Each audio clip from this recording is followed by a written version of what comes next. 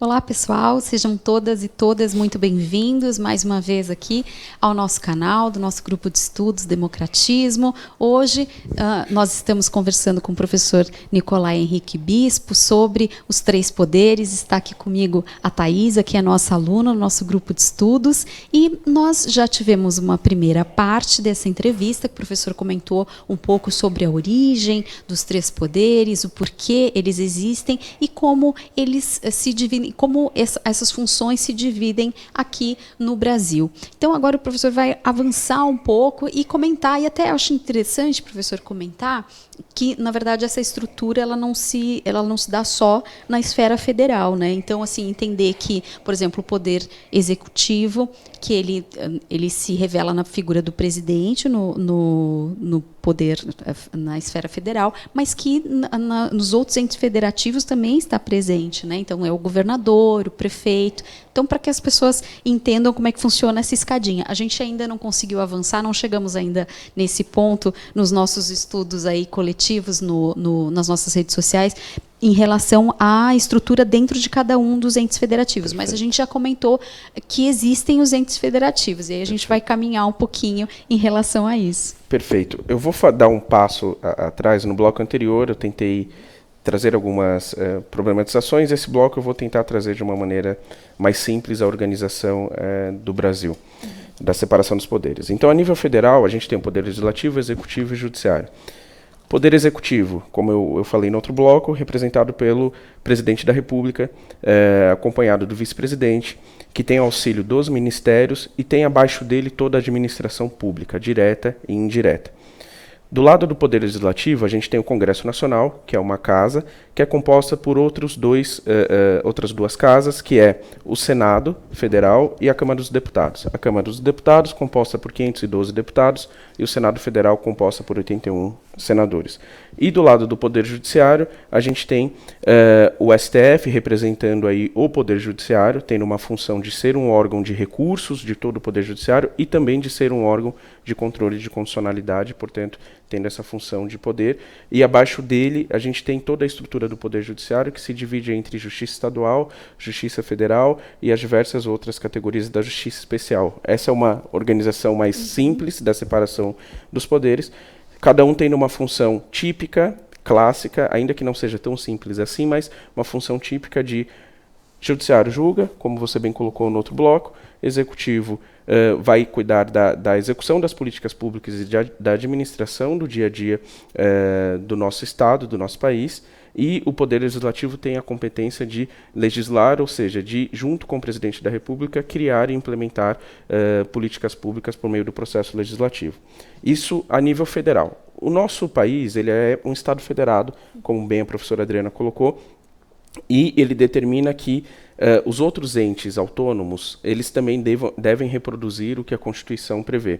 Sendo assim, os estados e os municípios também têm a sua forma de separação de poderes.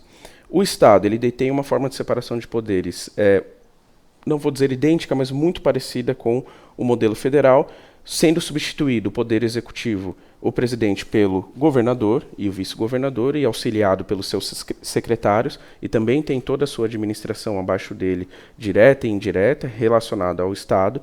A gente também tem o Poder Legislativo, representado pelas Assembleias Legislativas. Tá? Então, veja, diferente do Poder Executivo, aqui a gente tem uma casa só, representando esse Poder Legislativo. E, do outro lado, a gente tem o Poder Judiciário, que, a nível estadual, é chamado de Tribunal de Justiça, e lá a gente tem os desembargadores que representam, tem essa função de representar o Poder Judiciário. E, a nível municipal, a gente tem uma fragmentação de poder um pouco menor, porque o Poder Municipal não tem um Poder Judiciário. O Poder Judiciário do Poder Municipal é o próprio poder, é a própria justiça do Estado, ao qual o município está vinculado.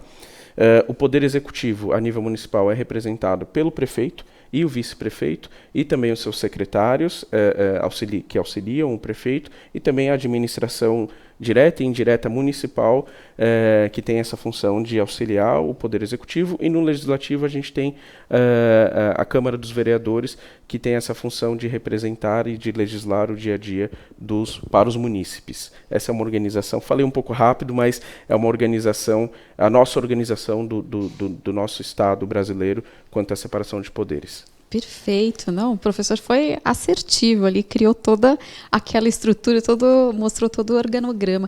E assim, quando nós pensamos nessa fala, e quando nós e todo esse trabalho que nós estamos procurando fazer, né, para empoderar as pessoas, para que as pessoas realmente conheçam essas informações, uma das coisas mais importantes, e aí é que esse é o ponto, né, que nós da importância da sua fala, lógico, tudo é muito importante, mas o que nós trazemos para as pessoas é muito comum nas campanhas eleitorais que os candidatos prometam coisas que eles não têm competência, e competência é um termo técnico, não é competência de eu não tenho habilidade, eu consigo ou não consigo fazer, não. Competência no sentido de poder, porque como existe essa divisão entre os entes federativos, é ado a ado, cada um no seu quadrado, né? Então, o que um vereador pode fazer, um deputado estadual não pode fazer, muitas vezes. E o que um deputado estadual tem competência para fazer não é a mesma coisa que um deputado federal. Um presidente não pode fazer o que só o legislativo pode fazer.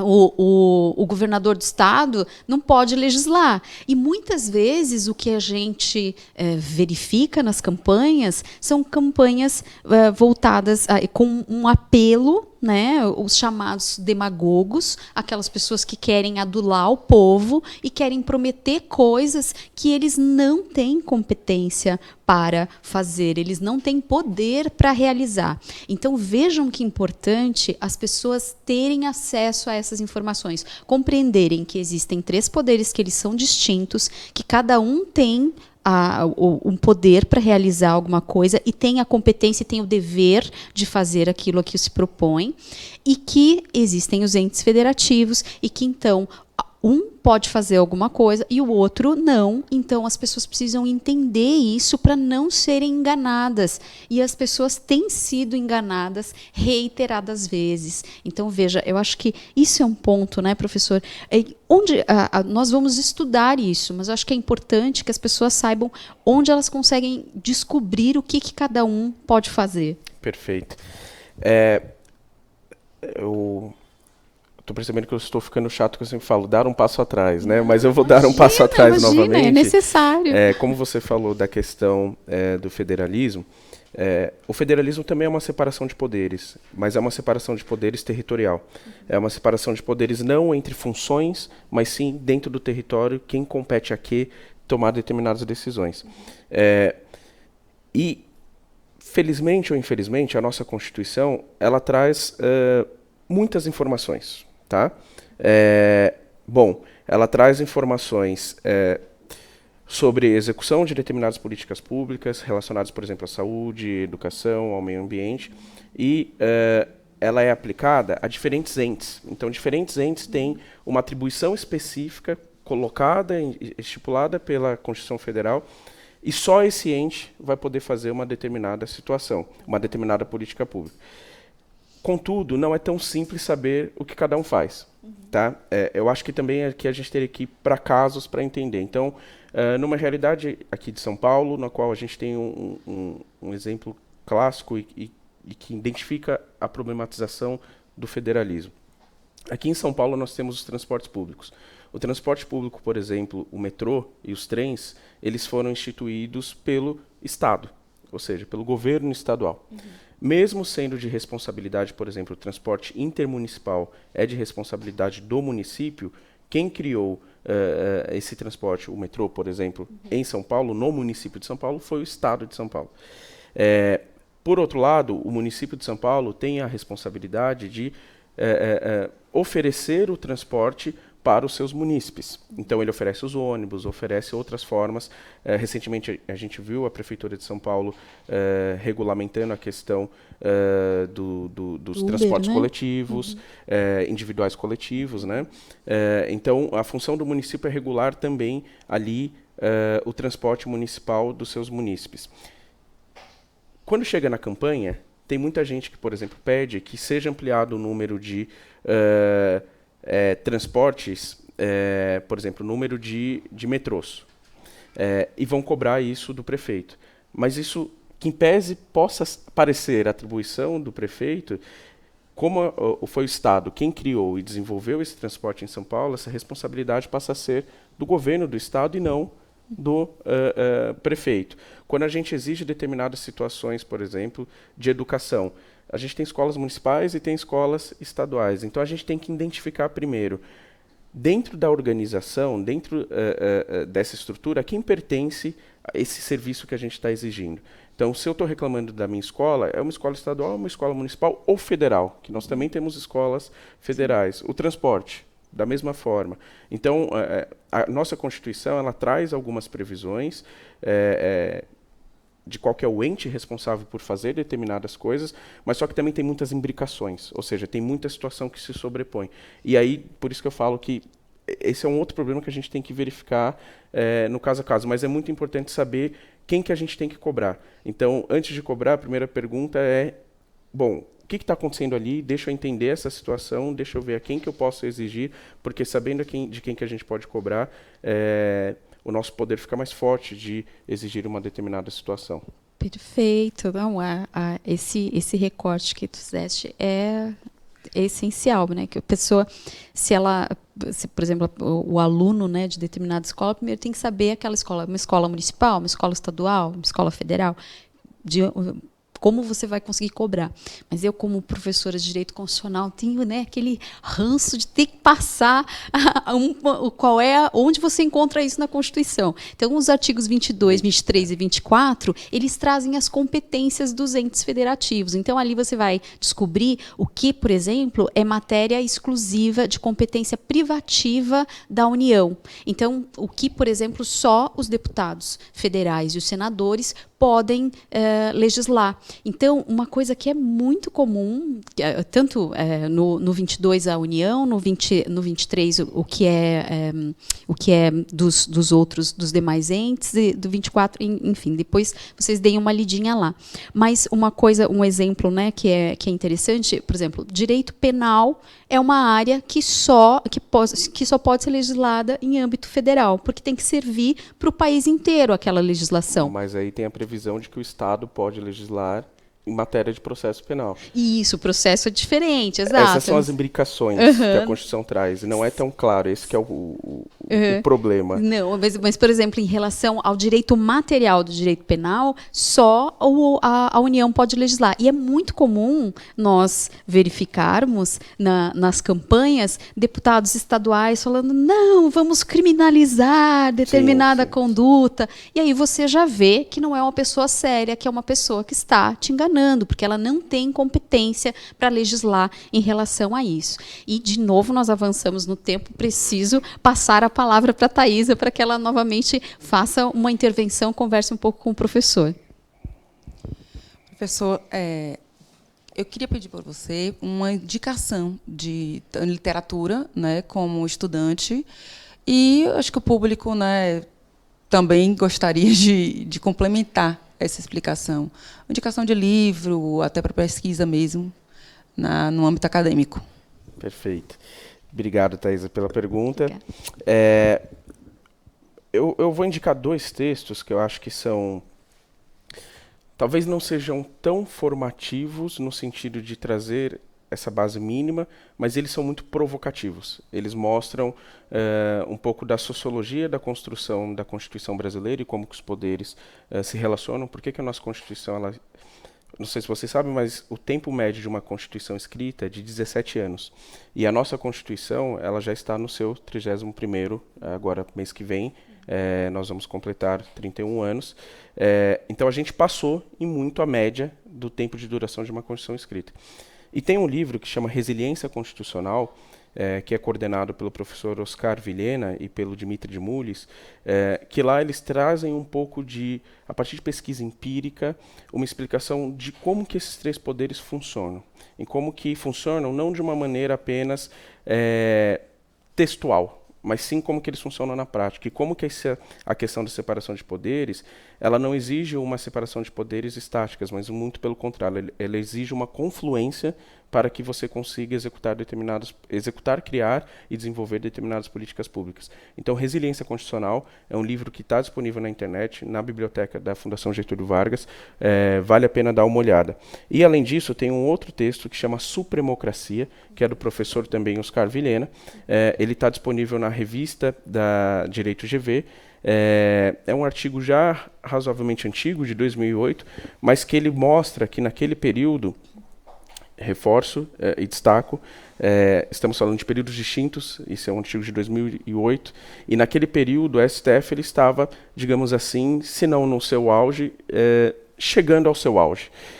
E aquilo chamou a atenção do professor, que já desenvolve essa pesquisa sobre o STF há muito tempo, e ele escreveu um texto de que, na verdade, a gente tem uma separação de poderes que coloca no Supremo um destaque além do que o pensado inicialmente. Mas, além disso, também tem alguns textos de formação que professores da administração pública e da ciência política eles desenvolvem, e que são pequenos manuais que explicam de uma maneira um pouco mais didática e também com um pouco de direito e sociologia a origem do modelo do Estado brasileiro. Eu posso passar para vocês também esse livro, só me fugiu agora o nome, mas eu passo para vocês. É um livro que vale muito a pena. O professor Avelar é um dos organizadores, eu passo para vocês certinho o nome, tá bom? E também o professor havia me comentado sobre o site, né, da Sociedade Brasileira de Direito Público. Isso. Perfeito. Além disso, discutir separação de poderes tem a questão, reforça essa questão estática, mas só dá para entender e pensar a separação de poderes vendo a prática, vendo como eles atuam. E pensando nisso, a Sociedade Brasileira de Direito Público, ela desenvolveu um projeto que chama Escola de Formação, já tem mais de 20 anos, é um projeto muito bacana, aliás, quem puder conhecer, eu super recomendo.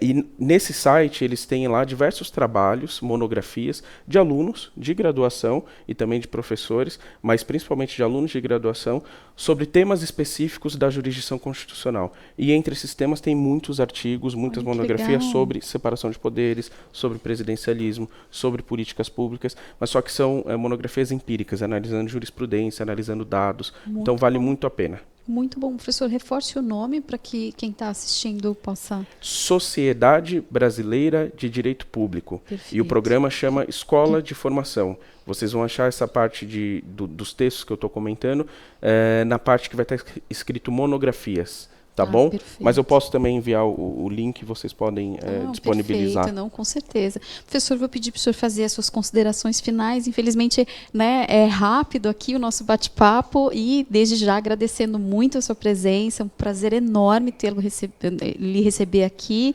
E foi uma entrevista riquíssima. Eu tenho certeza que ajudará muito as pessoas que estão participando do nosso grupo a compreender melhor aí a estrutura do Estado. Muito obrigada. Eu que agradeço novamente a oportunidade de estar aqui. Agradeço a Thaisa também por estar aqui compartilhando com a gente as suas perguntas e o espaço aqui conosco. Apenas para fechar, eu gostaria só de enfatizar que separação de poderes, nesse momento de crise, a gente está vendo muitas demandas, às vezes, por cercear poderes. Em momento de crise, eu acho que não é o momento de alterações institucionais. A separação de poderes, ela existe há tanto tempo, desde 1600 e pouco, pelo menos, tem gente que fala que é de antes, mas desde 1600 e pouco a gente já tem a separação de poderes, ela permanece até hoje, é porque ela tem uma função. Algo que fosse apenas pro forma, formal, não duraria tanto como dura a separação de poderes. Então, tenham um pouco de paciência com a separação de poderes, entendam essa importância. Concentração de poderes é um grande risco, seja em qualquer um dos poderes. Quando a gente concentra poderes, a gente sai de um modelo democrático, a gente passa aí para um modelo de tirania. E quando a gente tem tirania, significa que nós, povo, se nós já estamos reclamando que participamos pouco, vamos participar ainda menos. Tá tá bom? Gostaria de agradecer muito o convite e a oportunidade. Espero não ter sido tão confuso nas minhas ideias. Esse é um tema que eu estudo muito, gosto muito, leciono isso, pesquiso isso, então às vezes a gente acaba, enfim, se atrapalhando um pouco na ansiedade de trazer os problemas. Foi fantástico, a sua participação foi riquíssima. E é importante dizer também, né, que todas as participações aqui são graciosas. O professor veio, infelizmente a gente não arcou nem com o Uber para o professor chegar até aqui. Então, assim, todo o nosso trabalho é um trabalho voluntário. Então, e que nós, ainda que nós não possamos arcar aí com o custo da presença, nós nos preocupamos em trazer as melhores pessoas. O professor foi convidado porque realmente o seu trabalho justifica a sua fala aqui. Então, a gente só consegue falar de uma forma simples daquilo que a gente conhece bem. Então, muito obrigada. A sua entrevista, a sua participação foi excelente. Eu agradeço muitíssimo. E fiquem com a gente até o nosso próximo programa. Muito obrigada. Muito obrigado. Obrigada, Thaís.